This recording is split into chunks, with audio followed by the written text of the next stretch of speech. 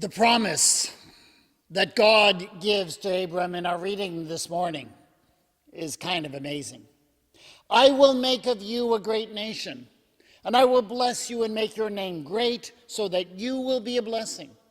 I will bless those who bless you, and the one who curses you I will curse, and in you all the families of the earth shall be blessed.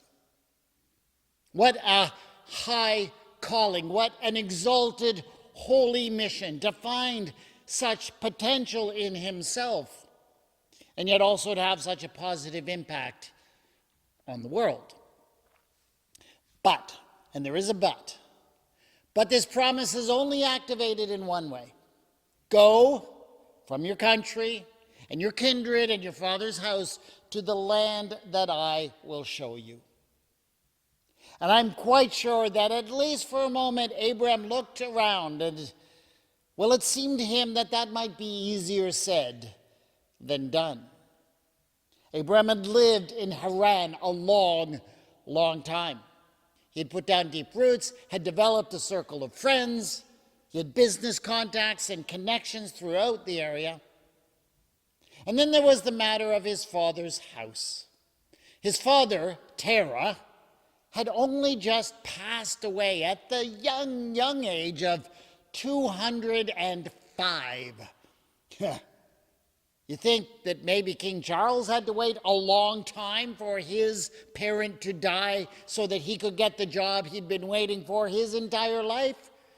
Well, Abram had had to wait several lifetimes in order to inherit his father's house. And now he was just supposed to leave it behind. And it was more than just the house. It was the country. It was this national identity, his gods, his kin to think of. He would lose contact with all of them, maybe forever. And he also had a family that depended on him. Now, he and Sarai had not had any children, which was honestly a bit of a sore point. But they did have an entire household of slaves and freedmen and clients, all of whom looked to Abram to supply for them. And he was supposed to disrupt all of them, all of their lives, for the sake of this promise. And what's worse, the promise wasn't very specific, was it? God wasn't telling him where to go, what exactly to expect when he got there. He was just supposed to go. God would tell him when he arrived. He was supposed to give up everything he knew for the sake of something he knew nothing about. All of these thoughts went through Abram's mind. In that moment, even if it was only just one moment, when he received the call from God to go. And he had every excuse to stay where he was. But what did Abram do?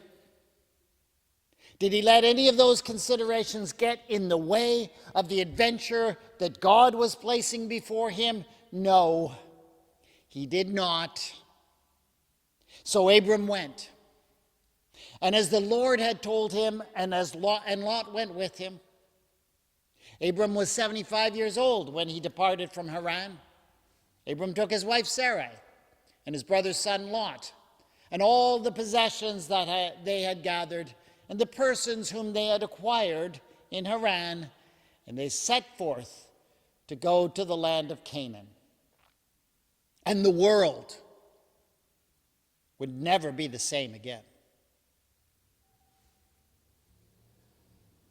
Matthew had built up his business over several years. You see, he'd been able to put in a bid for the tax-collecting franchise in Capernaum. He'd promised the Roman agents that he would extract a certain amount of wealth from the tolls and the tariffs and the taxes throughout the region. And so long as Matthew delivered, the Romans didn't care about anything else. Anything he could raise above what he had bid, well, that was his to keep. And he could use whatever methods he desired.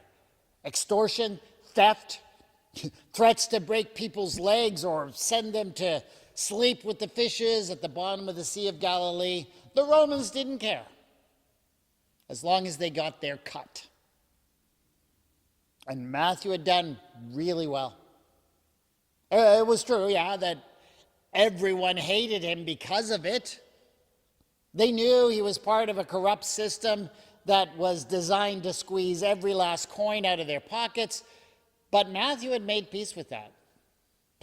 Let them hate him. He knew that his family was secured. And that's what mattered, wasn't it? Yeah, he made peace with it, or at least he thought he had, until one day Jesus passed by his collection statement. Now, we are told that when Jesus called the fishermen, Peter, Andrew, James, and John, he used a little quip to refer to their jobs. "Follow me," he said, "and I will make you fishers of men," fishers of people.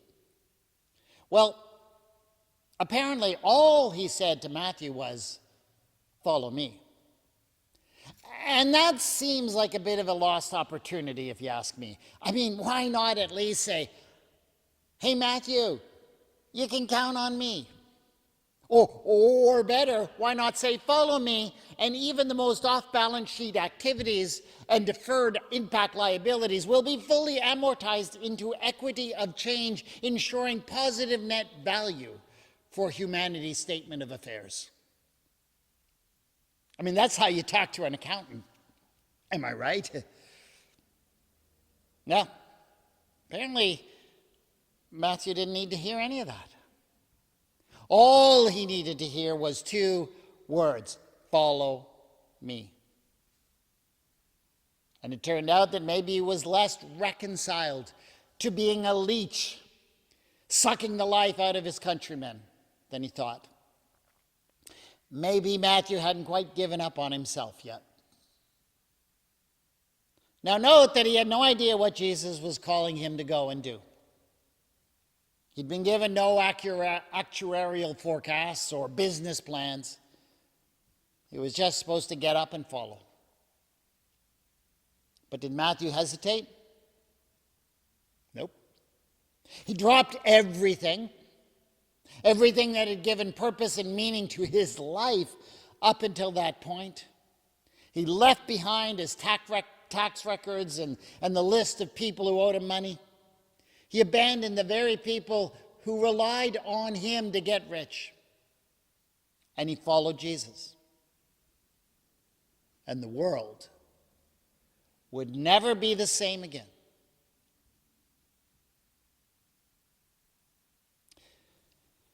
The people of Knox Preston Presbyterian Church had invested so much into their common identity, into their building, into their sense of mission and purpose. They'd done so for generations. And they had so many reasons to hold on to what they had built. Their congregation had given to them a sense of identity and purpose. For many of them, the most significant events in their lives had happened in that place. And among those people, their weddings, the baptisms of their children, the mourning for lost loved ones. But then what happened a couple years ago?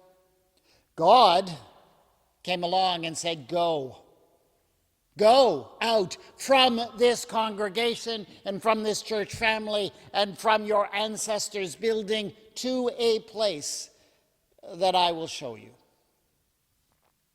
God said, "Go." And yeah, I know some might dispute that and say, "No, it wasn't God. It wasn't God who said that. It was the presbytery, or was certain individuals in a position of authority who said that." And yeah, there is some truth in that, of course. But note this: it is rarely immediately obvious when it is a message coming from God. Oh, we'll always have other ways to explain it away. Abram might have explained to himself that he was just a bit depressed following the death of his father. Maybe it was just his own wanderlust that he was hearing, not really the voice of God. And when Jesus came up to Matthew's tax office, for all Matthew knew, Jesus was a nobody. How could he be sure that Jesus was speaking for God? See, when God is calling, it's up to us to figure that out. And so the people of Knox Preston, despite their grief and the loss and the other emotions they had to process, did discern that God was calling. And what did they do? They went. And they went, above all, with a good will, accepting that this was part of God's plan for them. They went not knowing what on earth they were getting into. They just met some people who had made them some promises. That was it. But like Abram, like Matthew, they got up and they went. And they became part of this new thing that God was creating, a new amalgamated congregation. And the world would never be the same again. Because that's how God does it. Or we may have our personal plans and visions. We certainly have things that make us feel comfortable and secure in God. God has a habit of calling us out of that comfort and that security and into radical trust. So I'm going to ask you today, I'm going to ask you, where is that call coming into your life? Let me ask you, first of all, as a congregation, as I just said, several of you recently went through this process of leaving behind the familiar and the comfortable to become part of this congregation. These people have demonstrated their courage and their faith to all of us. And if they were called to become part of a new thing, well, weren't we all? So let me ask you, what God came along and said to those of us who were, before all of these conversations started, part of St. Andrew's Hespeler? What did God ask us to leave behind? Go, God said, from your concept of a congregation based on what was just happening in one place in Hespeler. Leave behind your comfortable cliques and your familiar ways of getting things done. Abandon the familiarity of the church that used to be to embrace this new congregation with the same courage and the same faith of those who had to give up so much to be here. And note that God is asking us all to do that, even though we still do not know what exactly this new congregation will be. All we have, my friends, is a promise from God that God will let us know when we get there. It's just the same promise that God gave to Abram and to Matthew. And look how those promises turned up. So that's actually a question for all of us to ponder, not just those who came here from a particular place. It is a call that God places on congregations from time to time, and yes, we seem to be in a season when many congregations are pondering these kinds of calls. So it's about us as a congregation, but I would be remiss if I didn't put this question to you as individuals as well. Because all of us need to pause from time to time and ask what new courageous thing God may be calling us to do. So, how is God speaking to you? And is God calling you to a new adventure of faith? Let me tell you, do not expect to hear some divine voice booming at you from heaven with instructions for exactly what you are to do. I don't think that happened for Abram. Certainly didn't happen for Matthew. But you should expect God to speak in various ways.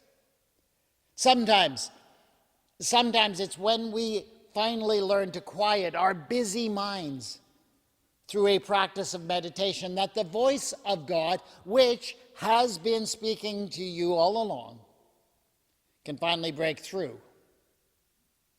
And in quiet whispers, God can direct you in a new course. God can also speak to you through your passions and the concerns that drive you. So let me ask you, have you found in your heart some new concern? Perhaps for some disadvantaged group. Has your creativity been stirred with some crazy idea for how a particular problem can be addressed? Those are experiences, my friends, of inspiration. And they do sometimes absolutely come from God. Now, obviously, when inspiration strikes, we also need to practice discernment. We need to pray and meditate over these things. We certainly need to talk to the trusted voices of people that God has put into our lives, because God speaks through them too. But do not dismiss the thought, the idea that God may be calling you to step out by faith into the unknown, because God's done it before. Why wouldn't God dream of doing it again through someone like you? Maybe especially someone like you. Here's the thing, Abram was a nobody. God could have called any of many similar people wandering around Mesopotamia at the time. For all we know, God did. And the only thing that was unique about Abram was that he listened and that he obeyed. Matthew wasn't unique either, not at all. I mean, the land was full of tax collectors. And for all we know, Jesus stopped by the tax offices of dozens of them before Matthew dared to do what Jesus said and get up and follow him. God isn't looking for anyone who's got it all together. God isn't looking for someone who knows how it's all going to turn out. God is looking for someone who's going to be faithful. God is looking for someone who can hear the words, leave, go, and follow as calls to adventure. And yes, God may be looking for you. All praise and thanks be to God. Amen.